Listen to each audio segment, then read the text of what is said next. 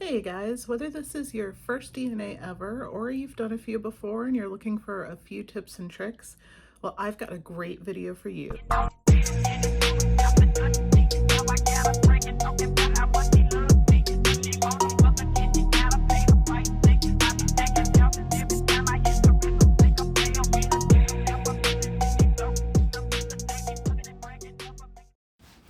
Start with a t-shirt pre-soaked in soda ash and spun out until slightly damp.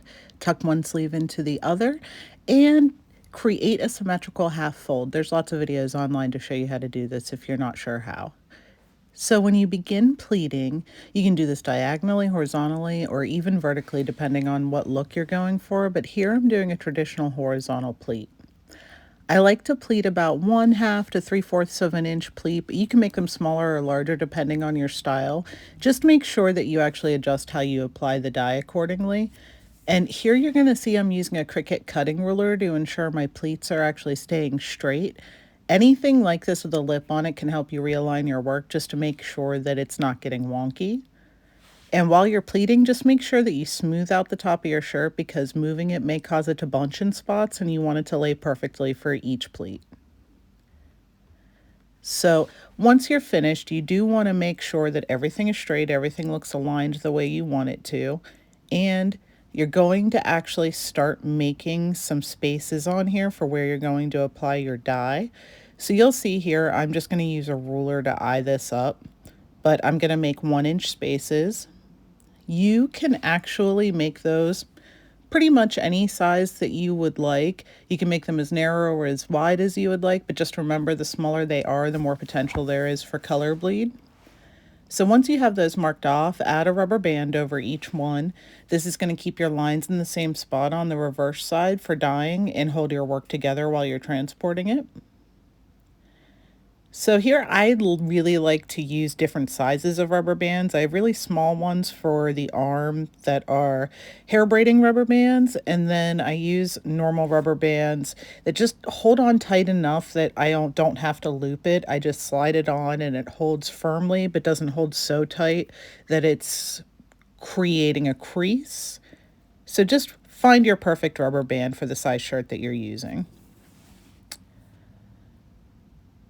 Make sure all of those spots are even, there's nothing sticking out. And then once you're ready to dye, make sure that you're not saturating any further than halfway through the shirt.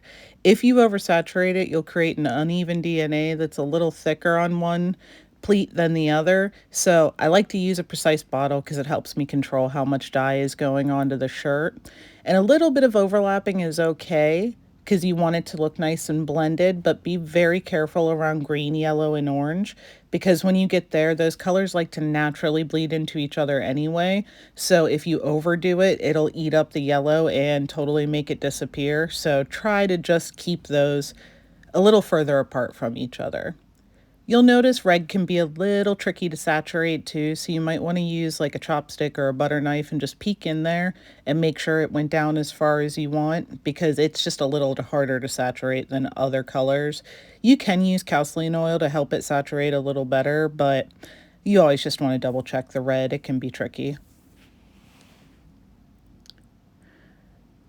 So you'll see here, I do like to go in order of the colors on the first side, one by one.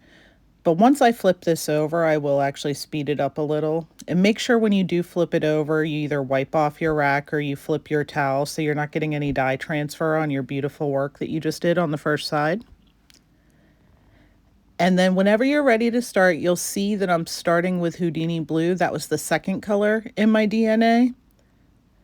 And you'll just keep working your way down the rainbow. So whatever order you went in on the first side, go in the same order.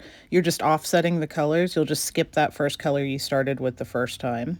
In here, you'll see that I am speeding it up a little by doing more than one space at a time, but you don't have to do that. You can take your time if you'd like.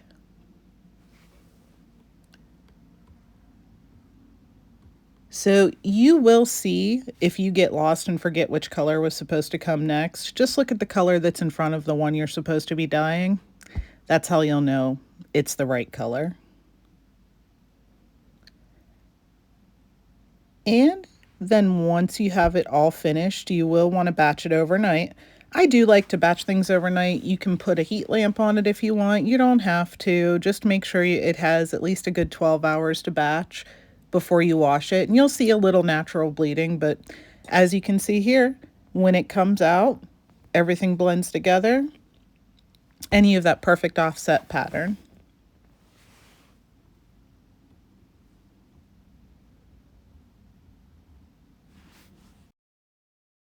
So what did you think? Did this help your DNA game? Please like and comment and let me know if you want me to do any other tutorials in the future. And a big shout out to Love on Haight for facilitating the making of this video. I left their link to their store down below.